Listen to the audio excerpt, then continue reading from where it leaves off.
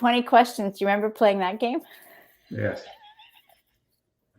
Okay. How did you feel about playing that game? I was always bored after the second question. Okay, I got to make it good then.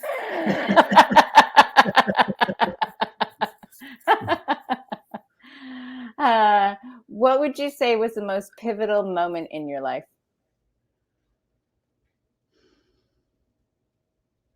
Actually, meeting the guy who just passed away. And that guy's name is? David Courchene. And the elder that just passed, the guy that eventually gave me a pipe. Like there's lots of pivotal moments for sure, but that one, because I was just so filled with like voices and visions and all kinds of stuff. Like it was like a nonstop barrage. Like my mind was just always just flying through a million thoughts, a million minds, a million voices. And and I was pretty okay with that, but it didn't start to make sense until I did ceremony with him. So when I think I told you before, when I went to see him, he was speaking at a place in Toronto. Mm-hmm. And when I went to see him, and I was, I'm in listening to them sing and drum. There was him and his son and two other guys that I became friends with too, that were there. And, the spirit was talking to me, says, go tell him this and tell him this and tell him what you saw.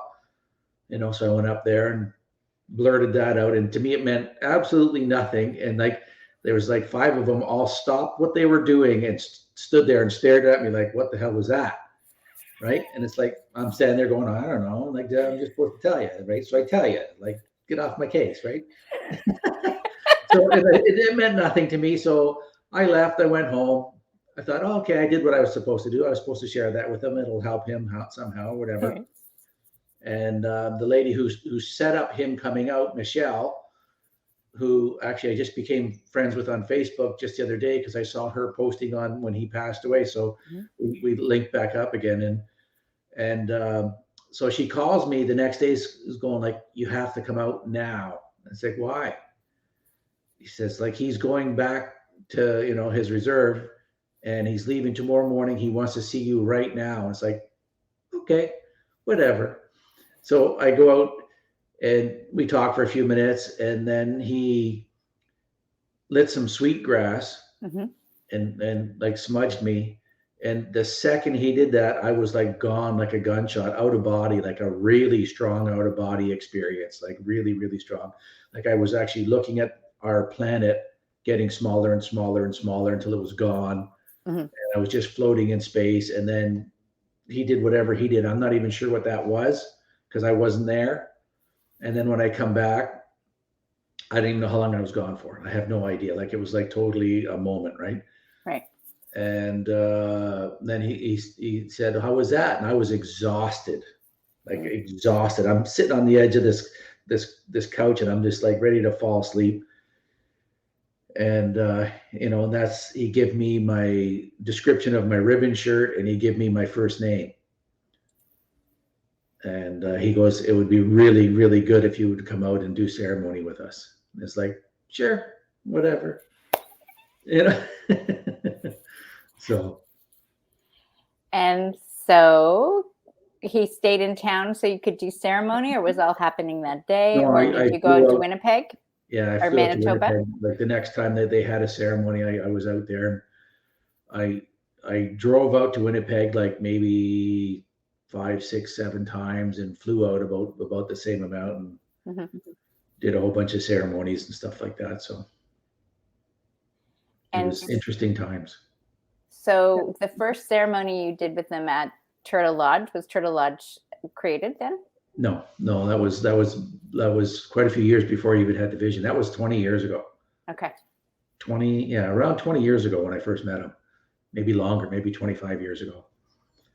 And I remember being out there, the first ceremony. It was at this place, and the name of the town was called Seven Sisters. And Dave at that point was looking for sponsors because he knew he had to build something, right? So they ended up buying this. It used to be a Ministry of Natural Resources building. Okay. So we were out there, and it's like, okay, we're gonna have a sweat. I said, well, what's that? What are we doing? So it was -40 out, right? And the sweat lodge was like, I don't know, 50 yards from the building. So I'm standing out there with my parka and boots and shorts on, right? And a towel. And I'm going to myself, what am I doing here? I'm out there and I am numb. I am frozen, right? Like numb to the bone. And we go into this sweat lodge, and then that was super intense. They had it really hot. So I go through that, and then I come back into the building, and I'm going like, why am I here? Like, that is just, I had to question my own sanity, because I had no idea. Mm-hmm. I had really zero idea of Native culture, right? And mm-hmm. Here I am standing in a -40 field, wind blowing in my face, and it's like, okay, let's see what happens. But underneath all of my physical discomfort, and and I wasn't really stressed about it. Like, I was questioning my sanity, going like, okay, mm-hmm. like, I don't even know what this is. Like, but everything inside felt good. Mm-hmm. Like, my core felt totally at peace with what was going on. So it was good. At that point in my life, I was totally strict vegetarian. Okay. Like a real health food nut, strict vegetarian, trying to eat only organics and all that sort of stuff. And then I'm out there, and they put meat in everything. and so when you were confronted with the meat and everything, did you pass it over, or did you pick it out, or did you graciously accept it? I actually fasted. I went into the kitchen, and I stood over the pots that were cooking the rice, and I was breathing it in, going, there, I'm full now. There we go. And I was doing that sort of thing. And like, that's, the first time I fasted, and I was okay with that. I fasted, I think 3-4 days or something like that. So someone said that was a good idea. And I thought, oh, okay, let's try that. See what happens. So are you bored yet? No. Okay. And I'm past question 2. I'm like, I've asked you like 4.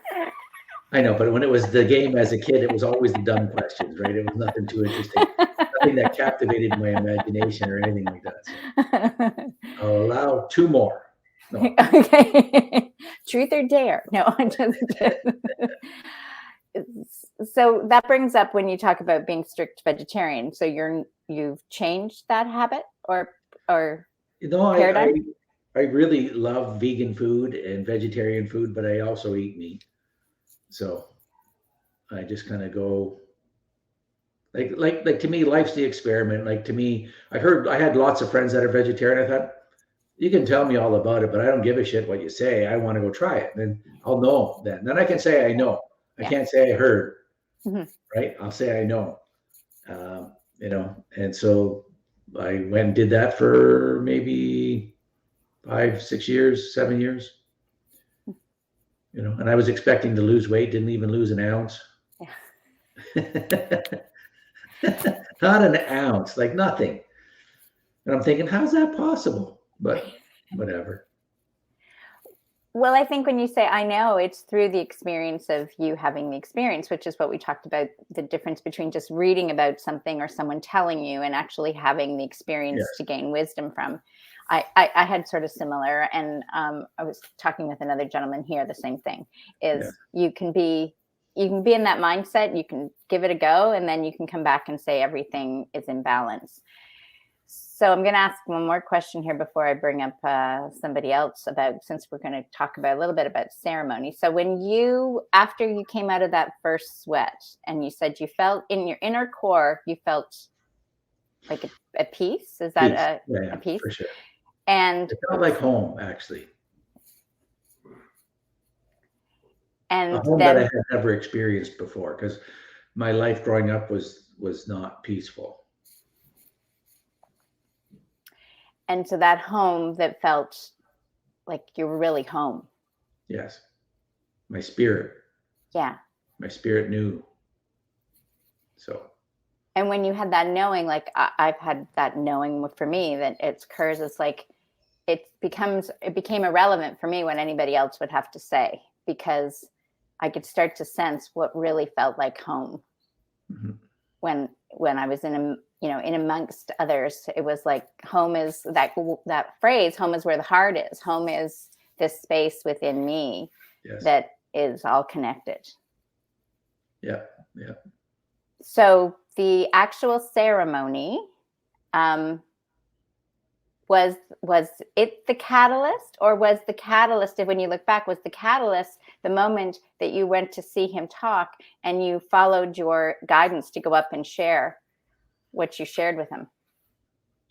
It was just prior to that. I was actually, I think I might have shared this with you before, but like I was just meditating one day going, okay, like now what? Like, and I've had that same meditation maybe a million times in my life where I go, now what? That's how we met. Right. When I finally put it out there going, okay, now what? And a voice spoke to me and said like it was the indigenous cultures. And I had no idea what that meant. That was probably 3-4 months before I actually met him. So I did I called everybody I knew that was into anything alternative. And I said, what do you know about Native spirituality? And I got like nothing from anybody except for one person that was a friend of a friend of a friend. And then they introduced me to Michelle, who was the person who actually was arranging to have Dave come out. So that was the catalyst, because I knew, I trusted, and I knew I had to walk forward with that at that point. And then everything after that was just like confirmations and positive affirmations that I was walking on the right road. And I feel like that's what the process of humanity is going through right now. It's to know that you've got this guidance, and then to follow it and take the steps out accordingly, because it is very much those that are feeling guided are going against the consensus reality narrative. And it kind of like sandpaper at first, because it, rubbing against a piece of wood or polishing a diamond, it's not necessarily comfortable when you're the odd man out, right? I've struggled with that a little bit lately, because I've had people that should actually know me, like getting mad at me, telling me to just shut up and take the vax. And I'm going like, don't you know, like the intuitive side of me that like lots of people used to trust. I used to trust, I still trust, but and there was a point in time that people would come for me for counseling and really trust that intuitive thing, that it's all gone because they're stuck in their heads. They're all like incredibly stuck in their heads. And like a stranger can say almost anything to me, and it's like I'm pretty much good with that. Like it would be a very, very rare moment where it hits me and I would go, oh geez. But people that actually I thought knew me, when they actually say and speak crap at me, I take it to heart at first. I do. And it's like, and I started questioning that the other day, going like, so why am I doing that? Right. Like, why am I taking that to heart? And there was a few conversations with a few people that like, we got to the other side of these conversations, and then I felt it just kind of land for me, where it's like, okay, now you can't say anything that can hurt me. And it's not like I'm protecting myself, but I wasn't allowing my emotion to kind of get in the way. And whatever they say is all fine. Right. Well, I feel there gets to a point where it's whether someone says you're amazing or you're an idiot. It's the same thing. It's the same thing. Exactly. Yeah. It's their expression. It's their opinion. They get to have that freedom of speech. And I have to, manage what I'm feeling based on what they're saying. And when I can just realize it's here that the power comes from, and this is where the home is. And it's to me, that's freedom. That's freedom, because then I can be like, oh, you can think I'm great. You can think I'm an idiot. You can think I'm insane. It's all good. Yay. Yes. Well, it's interesting, because most people don't understand the slippery slope of, oh my God, you're amazing. Right. Because after a while, then you're thinking, oh my God, I'm amazing. And that's a slippery slope. Yeah. You can be amazing. You know what I mean? But like that's it's just a slippery slope. That's all I can say. You know what I mean? Because you're on thin ice either way. It's much easier to identify the one when it's the negative stuff. It's just, because we know we're not supposed to go there. Everybody knows they're not supposed to go there, but they don't know they're not supposed to go there with, oh my God, you're amazing. They don't get that one. But Yeah. it is exactly two sides of the same coin, and it's a coin that should never be tossed. That's a good one. Humility.